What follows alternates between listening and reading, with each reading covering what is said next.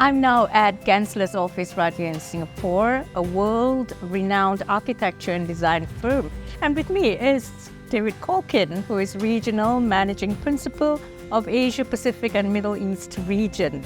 Thank you so much for joining us, David, today. Well, thanks for being here, and thanks for coming to visit. Thanks for having me. Let's have a seat.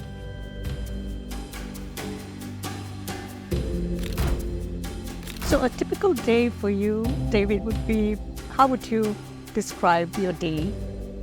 Oh my gosh, my typical day. Well, there's almost no typical day, but what we try to do is get up early and work out. So usually waking up at 5 o'clock, hitting the gym at 5:45. I'll exercise. Yeah, that early, and it's amazing. And really, that's something that I've picked up here since the pandemic. So, but then head home, have some breakfast, come into the office, and then really from 9 until 6 p.m. I'm on calls with the rest of the world, really, and working with the local team here too, and then going out and meeting with clients. In fact, tonight I'm leaving to go to the U.S. again for our management committee meeting, which will be next week. So we have 4 of those a year, and so I go back to the U.S. quite a bit to get together with my colleagues.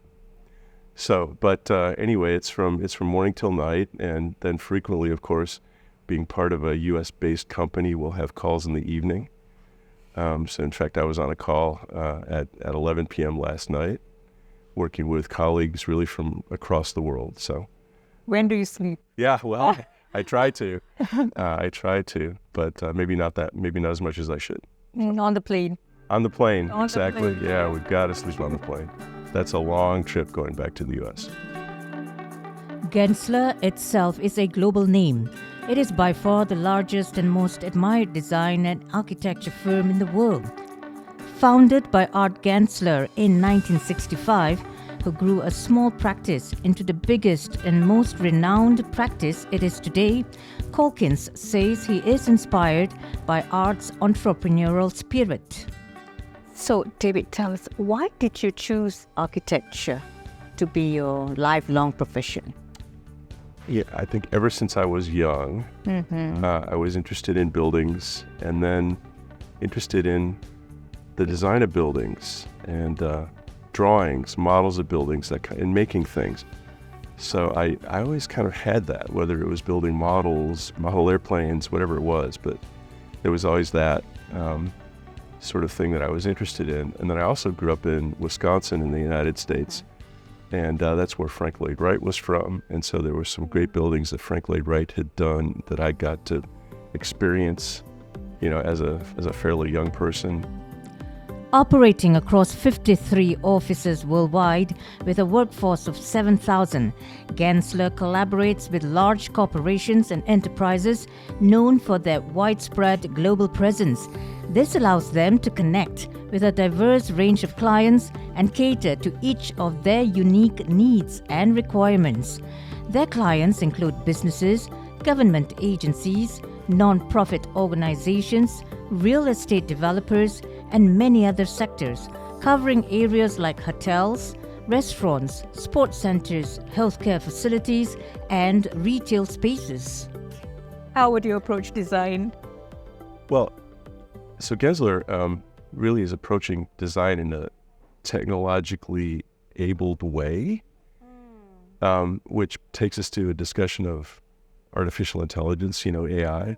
There's been so much discussion about that lately and how that works and what happens, and is AI going to put all designers out of business, take over all of that?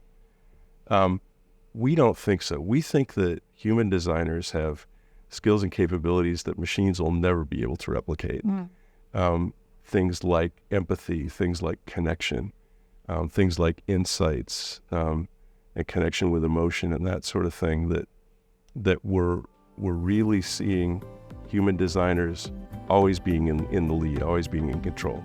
Having moved to Singapore to assume his position there in 2018, David leads the senior management team in setting strategic priorities and oversees growth initiatives and client activities in APME. An award-winning architect With a highly valued combination of experience in strategic planning and design, he is well placed to oversee a region that spans across Southeast Asia, Japan, India, Australia, and the Middle East. What kind of leader do you think you are?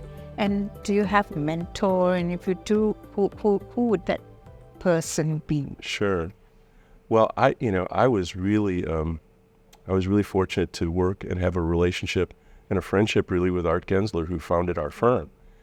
So Art was an amazing man. He passed away, a couple of years ago now, but he built this firm, and he really believed in empowering people, and then so hiring people who were smart, maybe smarter than him even. He wasn't afraid of that, but they would join the firm, and then he would trust them.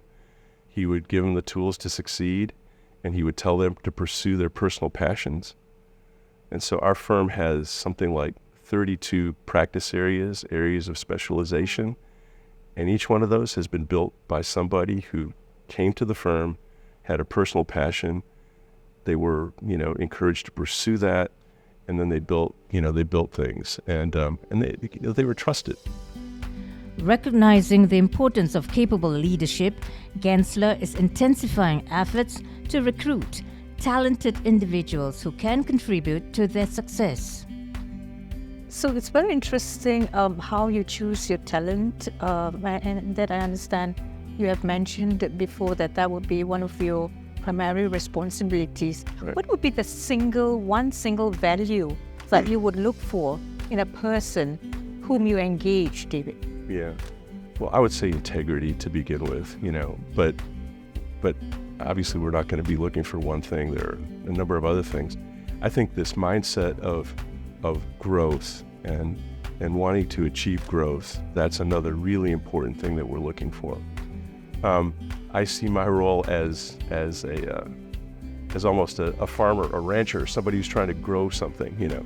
We're trying to plant seeds, provide water and fertilizer and all that kind of thing, and then help them grow. Our region has grown, has probably doubled since I've been in the region for about 5 years now. And we're projecting for our next 5 years that it might, double again or maybe even triple in that period of time.